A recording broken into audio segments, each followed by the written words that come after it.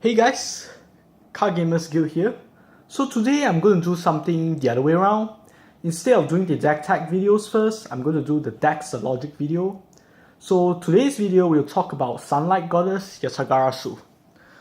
So in case you guys don't know, this card is quite a pretty old card. She came out I think in set 14.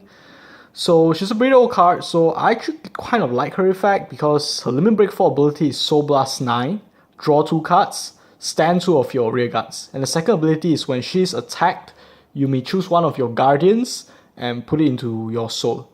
So basically when you see her, normally people will run her along with your Mungan and Hati. So this dog and this snake thingy dude, they basically have the same effect. So whenever a card is soul blasted, they'll get a plus 1k power. So you soul blast 9 plus 9k, so it's pretty insane. Imagine restanding them using her effect. It's pretty bonkers. This one will go to 18,000 and this one will go to 16,000, which is pretty insane. So we know that Soul Blast 9 is not something very easily achievable. So we run a lot of cards that can help us soul charge. So for that matter, we talk about our grade 2 lineup first because our grade 2 lineup has the most soul charges. So, well, in my point of view, the best grade 2 for this deck is Flying Lapwing, because Flying Lapwing, he on call counterblast 1, soul charge 3. If you have another Flying Lapwing in your soul, draw a card, counter charge 1. And the best thing is it activates during the main phase.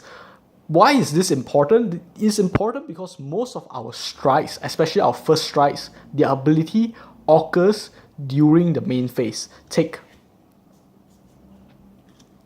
Doombrace for example, Soul Blast 3 during the main phase. Tire for example, Soul Blast 3 during the main phase. So you need to get that soul in the main phase because it's pretty difficult to get to that amount of soul if you are going second, unless you have a crit trigger in your hand and things like that. So my point of view, the most important grade 2 in this deck is actually Flying Lapwing. So other than that, you could play a Gleipnir because Gleipnir is the Ember clone, soul charges and draws you cards, very good. You could run him. You could run Shamomel because she's good because you Soul Blast, call out to Rearguard Circle, guard your opponent's attack, she goes back to the soul, and you Soul Blast her out again, guard, go back into soul. You get the idea, you basically could rinse and repeat with her, so she's pretty good. Some builds suggest Sahohime because Sahohime, she has the on-hit pressure, which is good if you restand your rear guards. But the problem is she needs to hit. But her good thing is if your local meta has a lot of rush deck, definitely run her. So this is our grade 2 lineup. So now let's talk back about our grade 3s. Because you can't run like 4 Yatagarasu in the deck, right? You need a backup grade 3. So the old Yatagarasu videos that I saw on YouTube, actually no one did an updated version of this deck for some weird reason, or it's not showing up because it has been buried or something, is they run her with Oracle Queen Himiko. Himiko is a break right and basically gives to a regards plus 5k, which is really good because you're standing your stuff. You could run Himiko, or some builds who prefer to go consistent actually prefer to run Metis because Metis is a break right, counterblast 1, draw 1, soul charge 3, which helps you get to that soul. Some builds, or rather the old Fenrir build before the Fenrir Wise Man Cancerous thing occurred, they run with Fenrir because Fenrir actually is a good backup boss, or Yatagarasu is a good backup boss in this case. Either way, depends on how you want to play the deck. And he helps you to soul charge, so he's really good. So some people want Fenrir. And Wise Man is all around a very good grade 3 right now with Taro in the trigger lineup, which I'll explain later. So these are the grade 3s you could actually run. You can run other things like Angelica for the break right and draw, but I don't actually have her right now and she's getting a bit hard to find in my area. So these are some of the other backup grade 3s that I actually suggest you to play.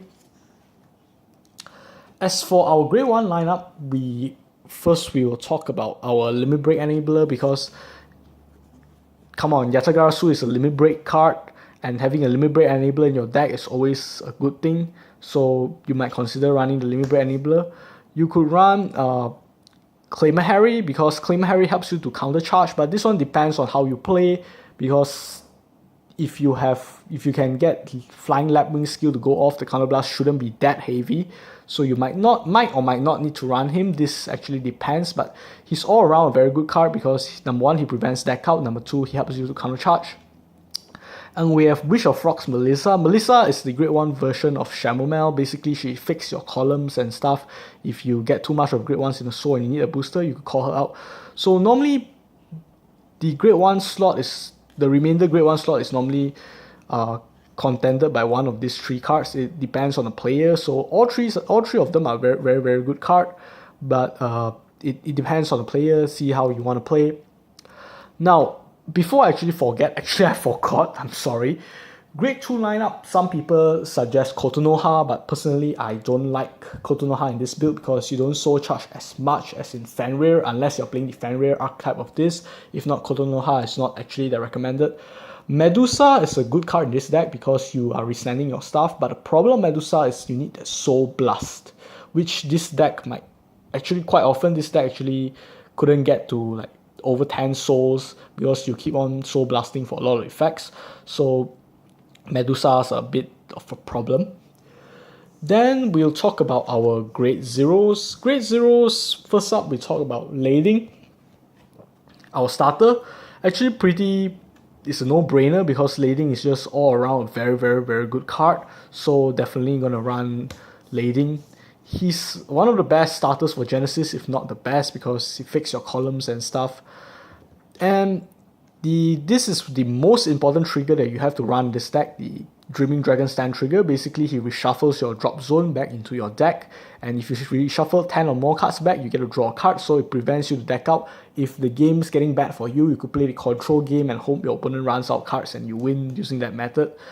And Taro is a card that is a bit, how to say, it's a bit like she could be there, she could not be there, and if you run her, it's very good because using Yatagarasu's skill, you could basically restand all your rear guards, which is a pretty devastating effect. But then if you check stand triggers, it's a bit not nice. If you fight against controlly matchup like Link Joker or Kagero or any of those sort, you don't have the rear guard to stand, it's also another problem, but she's overall a very, very good card. The Cancer deck runs her for a reason. And with Wise Man, and with a couple of copies of her in the soul, you could basically use it as a combo and synergy to Soul Blast and restand a lot of your stuff. So if you're running the Wise Man variant of this deck, definitely be sure to run Taro. But overall, she's a card that is a hit or miss. It depends on the player. Personally, I like her, but some of my friends say she's not so good in the deck because if you check stands, they just become a power, just a plus 5k power, which is not that nice. But personally, I really like her.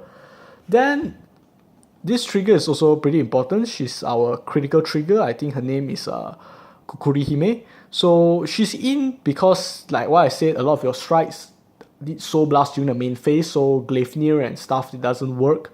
So she acts like backup to get the third soul in your soul. And last but not least, let's talk about our Great Force. So Great Force, obviously we are running, for our first strike we have three types. We have Dione, Doombrace, and Tyre. Most of the time your first strike you want to go into Tyre because Tyre Soul Blast 3, you look at the top card of your deck, you put it on top or bottom, and then whenever you check a Grade 1 or above, you may Soul Charge 3 cards. So he helps you fill up your soul very quickly for your Yatagarasu plays.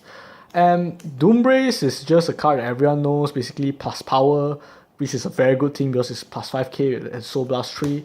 And Dione is here as a contingency plan in case you cannot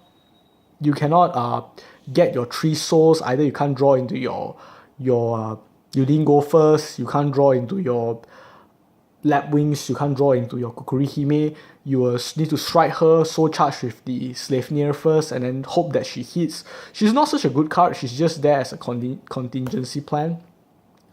And then Vanagarndir is just overall a very good card because you get to scry 4, which is pretty bonkers in any deck. And the GR Fenrir is here just for you to draw the cards. He's not technically that needed. I never actually played a game that I need to strike with him to draw that amount of card, but you could try running him just as a contingency plan. And of course, Iris, the best G Guardians for Genesis. Hana Sasuke is a horrible card. I don't like her at all because she's too soul and rearguard dependent. And Iris is very good because she basically helps you to soul charge from the drop zone. And last but not least, our Great Force is Dismal because our rearguards are very important in this deck. We want to protect them at all costs. So of course Dismal. So these are the suggested cards that I have for the Yatagarasu archetype. So how would you play? What cards will you play? That's up to you. This is just a suggestion. But my deck tech videos are coming soon, most likely in a week or two's time. So I hope you guys like it. Do like and subscribe. Leave a comment. Leave some suggestions, constructive suggestions. I love them a lot. And that's about it. I'll see you next time. Thanks for watching.